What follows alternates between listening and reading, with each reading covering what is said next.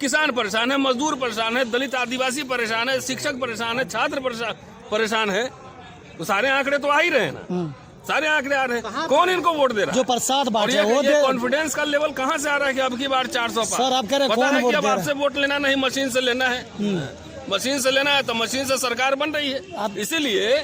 इसीलिए जितनी जन विरोधी काम है ये सरकार कर रही है और इलेक्शन कमीशन एक तरह से पपेट बनी हुई है। इसलिए आपने देखा होगा पिछले कई वर्षों में कई जन आंदोलन हुए हैं। ये सरकार सिर्फ और सिर्फ जन आंदोलन से डरती है। विश्व गुरु बनाने जा रहे हैं, 81 करोड़ अब हो गया शायद अनाज दे रहे हैं। जहाँ गरीबी इतनी है, जहाँ पे इलिटरेसी इतनी हो, बिलो पॉवर्टी लाइन इतने लोग हों, वहाँ पर मशीन कोई भी दुनिया की कोई भी मशीन टैंपर की जा सकती है। और कई बार लोगों ने ये दिखाया है एक्सपेरिमेंट करके। आखिर एक बताइए, ईवीएम से चुनाव कराने में चुनाव आयोग क्यों इंटरेस्टेड है? यही बता दें। क्या खर्चा कम हो रहा है? क्या टाइम कम लग रहा है? क्या हो रहा है इससे? क्या कम लग रहा, कहाँ नहीं जा रहा, खर्चा भी कम हो रहा है इससे? नहीं, कहाँ खर्चा कम हो रहा है, टाइम तो ज्यादा लग रहा है। अब 1.5 महीना पे रिजल्ट आ रहे हैं। अभी मध्य प्रदेश का चुनाव हुआ, आपने देखा नहीं कितने दिन पे रिजल्ट आया? कई चरण में चुनाव हो रहे हैं। लोकसभा के चुनाव में तो और ज्यादा फेजेज में चुनाव होते हैं, 7-7 फेज में, 7-7 फेज में होते हैं। पहले तो हमने नहीं सुना कि बैलेट पेपर से चुनाव हो रहा था, तो 7 फेज में हो रहा है। तो जब यहाँ पे इतने हम पढ़े लिखे आदमी हैं भाई, हम भी उसको टेम्पर करके नहीं बता सकते हैं, क्योंकि उसका जो एक्सपर्ट है वही कर सकता है। मैनिपुलेट हो सकता है, टेम्पर्ड हो सकता है। अच्छा, उसमें फिर डार्क ग्लास लगाने की क्या जरूरत है वीवीपैट में? जब इतनी बार इससे बात हुई कि कम से कम पूरा वीवीपैट दीजिए, कि पर्चा हमारे हाथ में आए, हम देख ले जिसको वोट दिया है वही है, तब हम डालेंगे बैलेट बॉक्स में। लग जाएगा गड़बड़ है तो हम फाड़ देंगे, इनवैलिड कर देंगे, वोट इनवैलिड कर देंगे। आप सुप्रीम कोर्ट जाने की बात कर रहे हैं बार बार। अगर सुप्रीम कोर्ट की तरफ से कोई बीच का रास्ता निकाला जाए तो उस पर आप सहमत होंगे? बीच का क्या रास्ता, ये इम्पोर्टेंट है ना। जैसे पहले वीवीपैट लगा दिया सुप्रीम कोर्ट के ऑर्डर से, देखिए सर, पहले आप ऐसे वीवीपैट लगाया था, काउंटिंग कहाँ हुई? 19 लाख मशीन गायब है, उस पर काहे के लिए अभी तक चुप्पी है? इतने सारे इलेक्शन पिटीशन कोर्ट में पड़े हुए हैं, उसमें सुनवाई क्यों नहीं हुई? जब एक पत्रकार जो है, गोदी पत्रकार के लिए रात में 12 बजे अगर लग सकता है कोर्ट, तो ये डेमोक्रेसी ये रिस्क पे है, हाईजैक डेमोक्रेसी है। ईवीएम के खिलाफ लाखों लोग देश भर में आवाज उठा रहे हैं, हजारों संगठन काम कर रहे हैं। तो ईवीएम से ही कराने दुनिया की कौन सी ऐसी डेमोक्रेसी है कि जहां पर ईवीएम से चुनाव हो रहा है? ये बता दें। ये तो उथल पुथल आप लोगों ने मचाई है ना देश में ईवीएम। जब गड़बड़ हो रहा है, जब चीटिंग हो रही है, तो एक इंटेलेक्चुअल का काम है कि अपने समय के जलते हुए प्रश्न पर अपनी आवाज बुलंद करें। ये हमारा काम है, एकेडमिशियन का, लॉयर का, प्रोफेशनल्स का। ये जिम्मेदारी है कि इन ऐसे प्रश्नों पे आवाज बुलंद करें कि हमारा उठाए नो मशीन से क्यों, वाई। ये इसका जवाब पहले चुनाव आयोग दे। चुनाव आयोग ये कह रहा है ना, आप कह रहे हैं हैकिंग होती है, तो हैकिंग के लिए तो कोई भी सहमत नहीं है ना। कैसे सहमत नहीं है? कुछ भी हो सकता है। मैं हिस्ट्री का टीचर हूँ, मैं कैसे बता? चुनाव आयोग कमिश्नर को हम बोले कि चलिए मर्सिडीज कार जो है, हम इंजन खोल कर उसको टाइट कर दीजिए, कर देंगे वो। जो कंप्यूटर नहीं है, वाईफाई नहीं है, तब भी कुछ हो सकता, तब भी हो सकता है, तभी प्रोग्राम ही में गड़बड़ हो सकता है। प्रोग्राम में गड़बड़ हो सकता है। ईवीएम मशीन लूटा जा रहा है कि नहीं लूटा जा रहा है? चोरी हो रही है कि नहीं हो रही है? इसके सबूत तो नहीं है ना। अरे साहब, वीडियो सब दिखता है इलेक्शन में। उत्तर प्रदेश के चुनाव में आपने देखा नहीं, और मध्य प्रदेश में देखा नहीं। तो जब आदमी का दिमाग खराब हो जाए, आदमी जब बेईमान हो जाए, तो दुनिया का कोई भी चीज फुल प्रूफ नहीं हो सकता है। इसलिए लूट हो रही है, इसलिए कह रहा हूँ। देखिए, आरएसएस बीजेपी की सरकार है। एक बता दे कब संविधान में विश्वास कर रहा था, तिरंगा झंडा कब लगाया था नागपुर में, ये बता दे। वो तो संविधान को उस समय भी नहीं मान रहा था जब संविधान लागू हुआ था। ये हमारा संविधान जो है मनुस्मृति है। आप कहाँ से, कौन कौन से प्रोविजन आपने लागू कर दिया, हमने देखे नहीं? संविधान में 10% रिजर्वेशन था, लेकिन लागू हो गया। तो ये संविधान को किस्तों में जो है ना खत्म कर रहे हैं। और इनको पता है कि बैलेट पेपर से चुनाव अगर लड़ा जाएगा तो 50 साल तक ये कहीं सत्ता में नजर नहीं आएंगे। जहां बीजेपी में दावा कर रहा हूं, कितनी भी पार्टी खड़ी हो जाए वो जीत नहीं सकती है।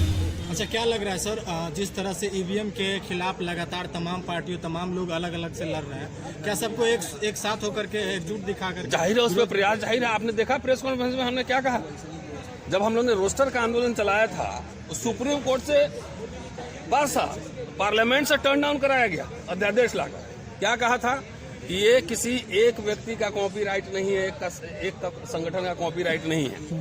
ये जन आंदोलन है। अपना अपना झंडा निकालो, अपना अपना डंडा निकालो, उस पर लिखो ईवीएम हटाओ देश बचाओ, ईवीएम हटाओ देश बचाओ। अपने अपने बैनर तले पूरे देश भर में डीएम को ज्ञापन दो, धरना करो, शांतिपूर्ण तरीके से प्रदर्शन करो, और जब भी नेशनल कोऑर्डिनेशन बने तो दिल्ली की तरफ भी कूच करो संवैधानिक तरीके से। आपने कहा कि कौन वोट दे रहे हैं भाजपा को, जो प्रसाद, जिनको प्रसाद दिया जा रहा है वो वोट दे रहे हैं, जिनके लिए मंदिर बनाए जा रहे हैं वो वोट दे रहे हैं। अभी आपको समझा दिए, कभी कह रहा हो कि किसान वोट दे रहा होगा, कभी कह रहा है कि 5 किलो अनाज दिए वो वोट दे रहा होगा। तो ये आपस में कंफ्यूजन क्रिएट हो रहा है। फील्ड में हम लोग घूमते हैं ना, फील्ड में घूमते हैं, खिलाड़ी परेशान है, प्रोफेसर परेशान है, सब परेशान है, कौन दिया वोट?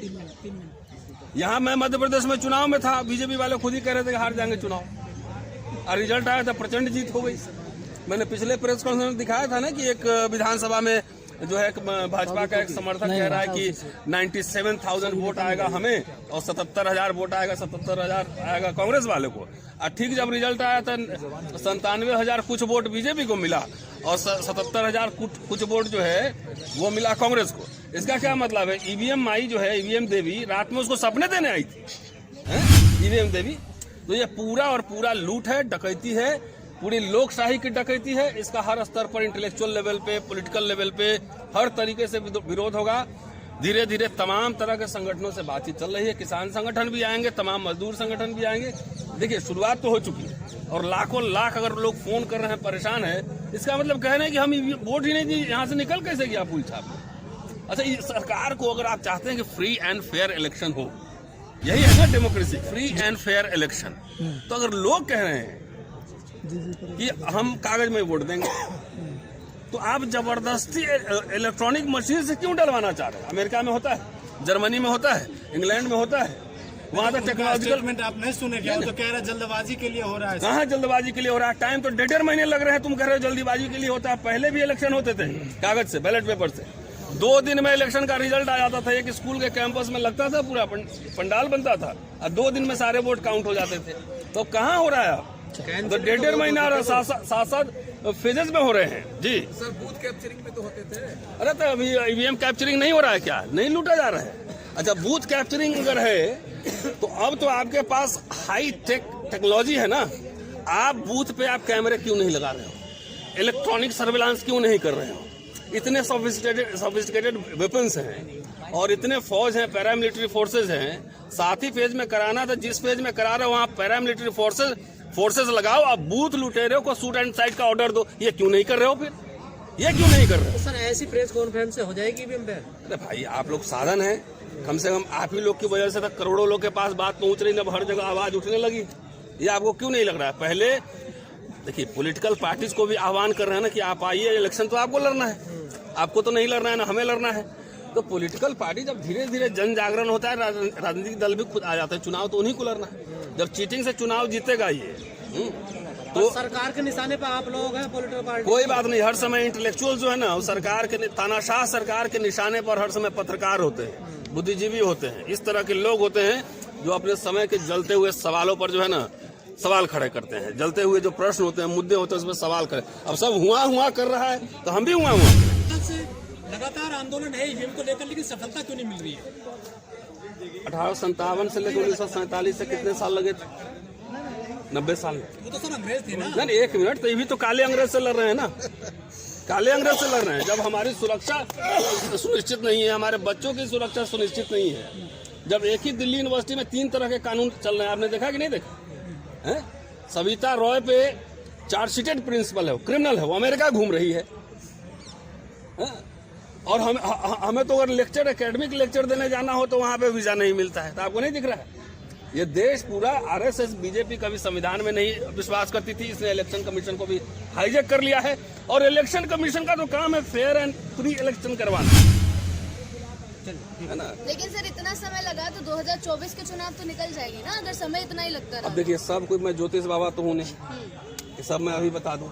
तो 2024 के चुनाव पर हम लोग तो 5 साल से लड़ रहे हैं। अब तो ये कर रहे हैं कि भाई डेमोक्रेसी में क्या वी द पीपल, हम भारत के लोग अगर चाहेगा कि नहीं होगा ईवीएम से तो नहीं होगा। नहीं, आपके साथी वकील तो कह रहे नहीं होने देंगे चुनाव। ठीक है, तो देखते हैं चैलेंज ना। कर रहे हैं थोड़ा। हाँ, सही कर रहे हैं, सही कर रहे हैं। जनता इसी तो जागेगी। आप क्यों नहीं सहमत है उनकी बात? नहीं, एकदम सहमत है। आप कैसे कह रहे हैं, होगा? मैं कोई ज्योतिष थोड़ा ही हूँ सर। नहीं, ज्योतिष नहीं तो हर चीज का जवाब मैं थोड़ी तुरंत स्टैंड दे सकता लेकिन हूँ। उतना कॉन्फिडेंस है 2024 से पहले बैन होगी। कोशिश तो जारी है, तो कोशिश ही करेंगे ना। ज्योतिष इसलिए कहा कि मैं कैसे कह सकता हूँ कि सुप्रीम इतने कोर्ट तारीख तो को जाने नहीं दिया जा रहा इतने तारीख को इतने बजे बैन हो जाएगा, मैं थोड़ी कह सकता। सर सुप्रीम कोर्ट तो जाने नहीं दिया जा रहा आपको। ईवीएम कोई बात नहीं, इसीलिए तो है कि भाई काले अंग्रेज से लड़ रहे हैं। यहाँ लिखने के पत्रकार लोग मारे जा रहे हैं कि नहीं? कितने पत्रकार मारे गए? जो एक्टिविस्ट है सवाल उठा रहे हैं मारे जा रहे हैं कि नहीं मारे जा रहे हैं? तो मारे तो ये जाते हैं। तानाशाही की सरकार है, इसे तो लड़ना ही पड़ेगा।